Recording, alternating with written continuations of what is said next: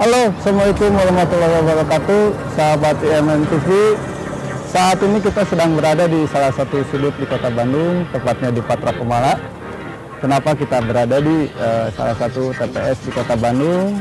Karena dalam kali ini kita akan membahas tentang penyuluhan dan edukasi tentang pengelolaan sampah khususnya di perkotaan.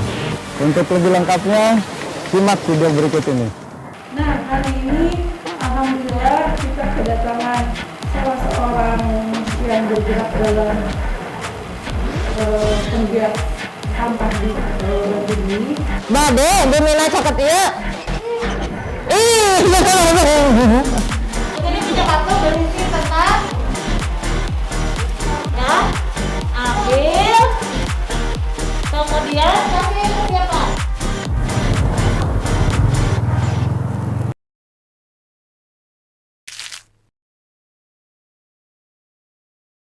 Oke sahabat, kita sudah sampai di lokasi, tepatnya di Masjid Dr. Rahman. Tema kali ini adalah penyuluhan pengelolaan sampah kepada masyarakat. Untuk lebih lengkap, kita kunjungi narasumbernya. Check it out.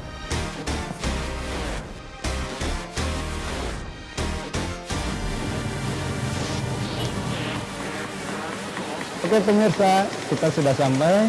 Nah, jangan lupa pakai masker untuk menjaga kesehatan.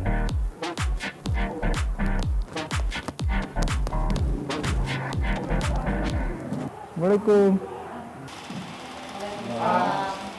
Oke Sobat Lestari, bersama kita sudah ada Bu Tini dari PSSI dan Bu Diah dari Muhammadiyah ya. Iya. Nah, ini adalah narasumber kita di dalam tema pengolahan sampah dan pengenalannya terhadap usia dini.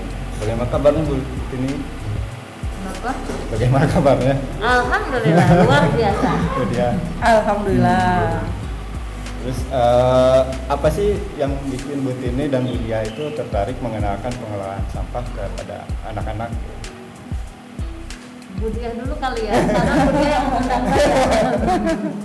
Ya, kebetulan minggu ini saya memang ada tugas KNM ya, kuliah kerja nyata mandiri dari kampus saya. Ya. Dan salah satu programnya adalah mengenalkan anak-anak untuk bisa memisahkan, memilah sampah.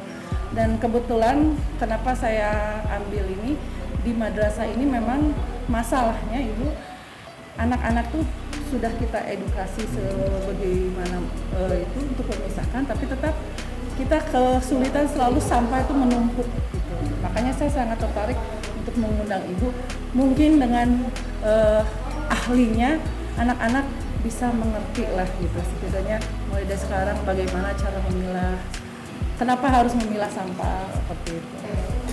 Jadi awalnya berangkat dari tugas dan memang kebetulan saya tugas di sini juga dan melihat situasi madrasah di sini memang harus diedukasi untuk pemilahan sampah.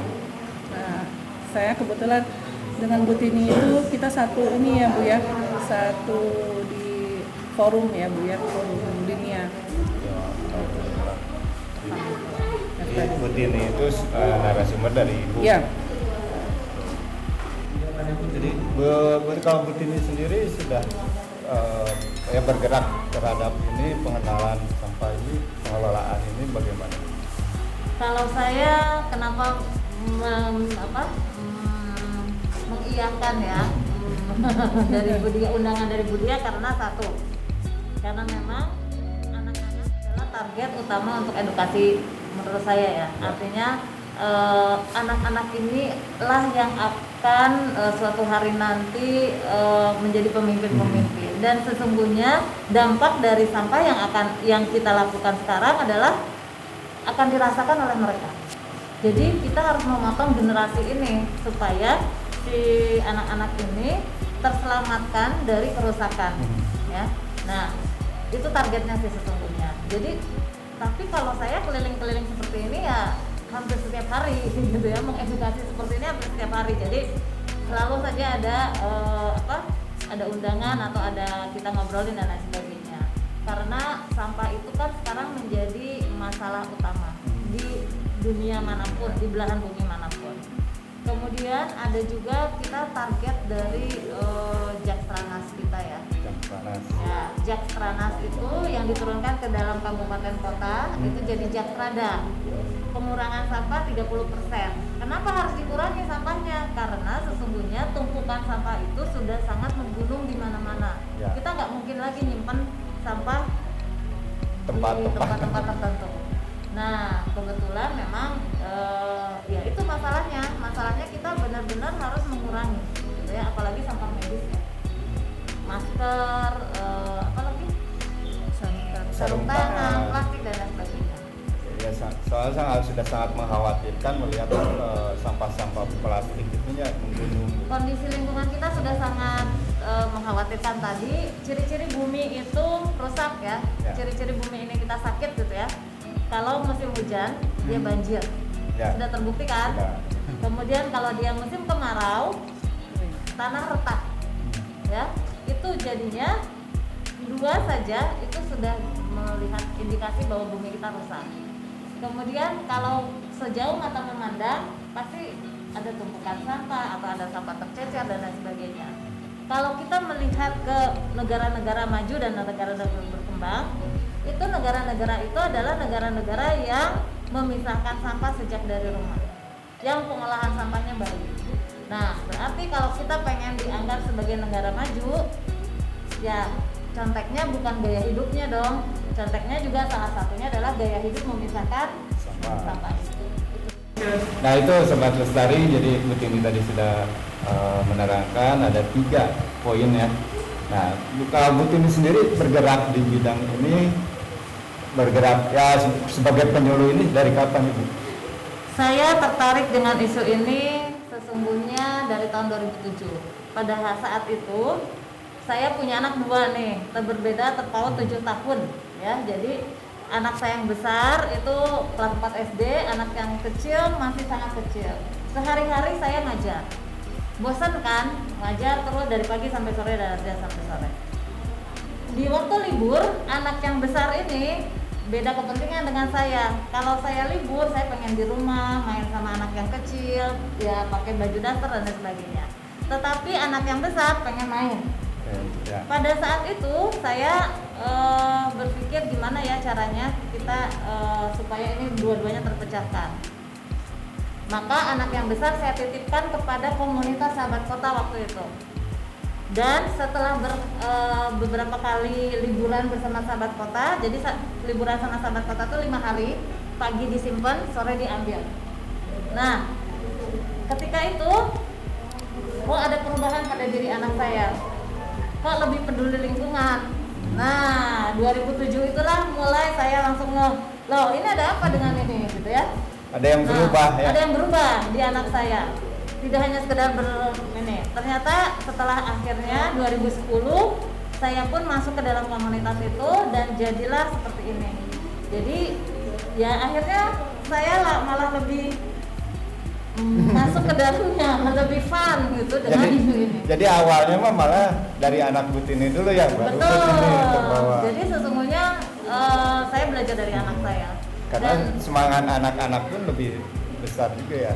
Betul, makanya kenapa saya sekarang menulis buku-buku yang memang untuk pendidik, bagaimana pendidik atau fasilitator mendeliver ilmu-ilmu ini pada anak-anak. Ini penting. Oke, gini sekarang Bu Diah, kenapa sih Bu Diah tertarik banget untuk mengundang Bu Tini berbicara kepada anak-anak di daerah sini untuk mengelola sampah? Ya, saya pertama sih memang dilihat ketika saya ngajar, anak-anak itu selalu membawa makanan dari luar, bungkusan. Nah, setiap harinya selalu terkumpul dan guru yang membersihkan suka ini Bu, ini setiap minggu tumpukannya segede gini Bu gitu. Nah, dari situ saya mulai kasih perhati atau dikasih tahu ke anak-anak, boleh bawa makanan tapi sampah tidak boleh dibuang di sini. boleh bawa makanan gitu. Ternyata masih tetap. gitu ya, masih tetap. Terus kata saya satu berarti nggak mempan nih yang satukannya. Yang terjadi mungkin jadi pengalihan sampahnya aja, tempatnya aja. Iya, malah masih tetap. Terus yang akhirnya suruh bawa tempat sendiri, tapi memang malah orang tuanya yang suka membawakan makanan dengan bungkus-bungkus yang seperti itu gitu ya.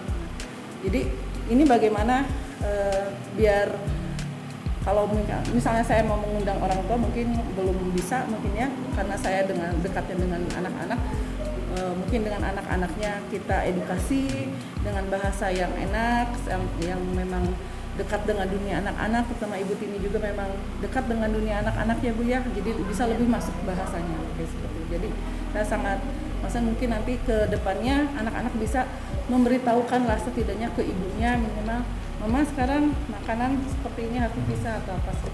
Jadi mudah-mudahan tertular seperti cerita Bu Tini ya tadi, karena dari tadi anak.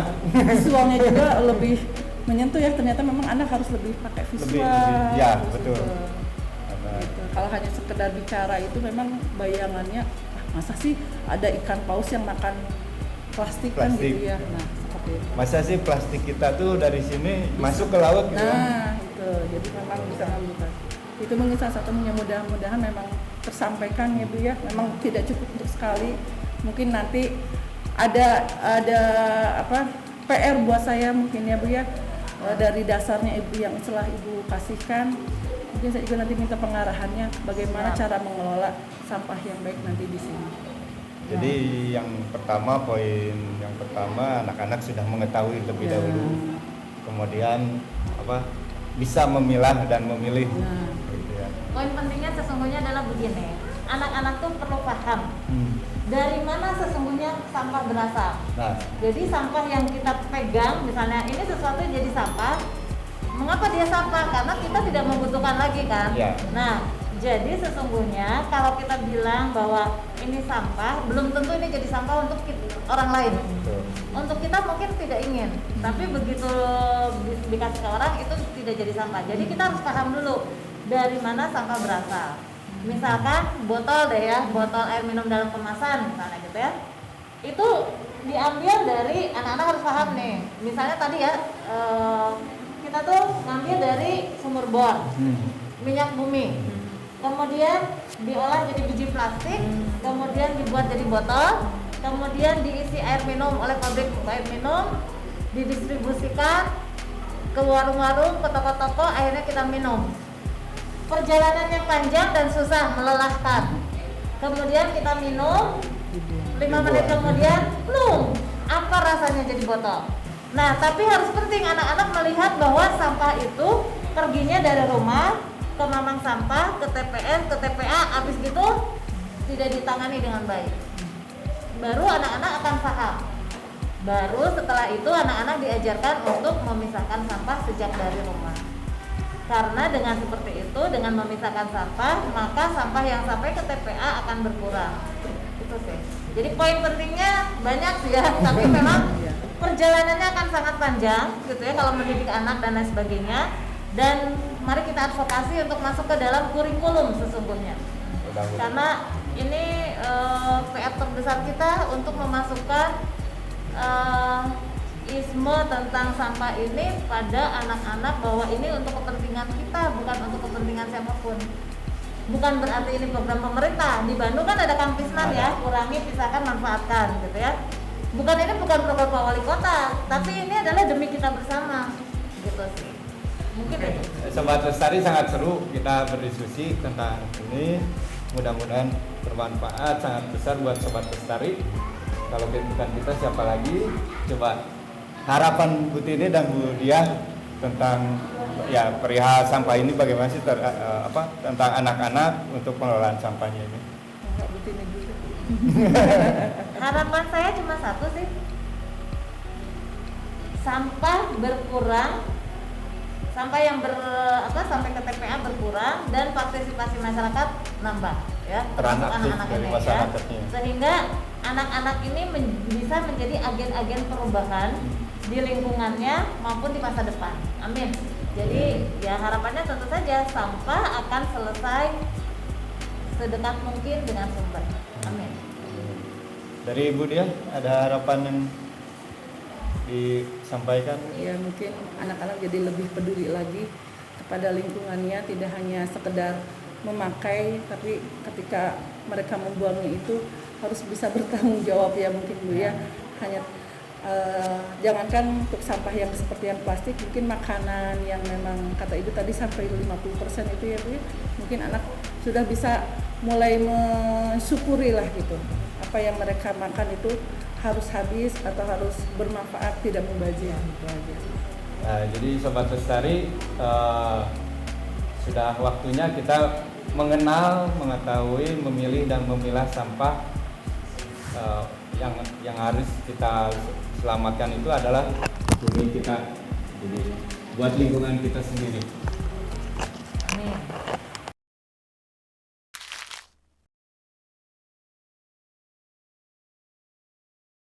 Salam Lestari. Kalau bukan kita, siapa lagi?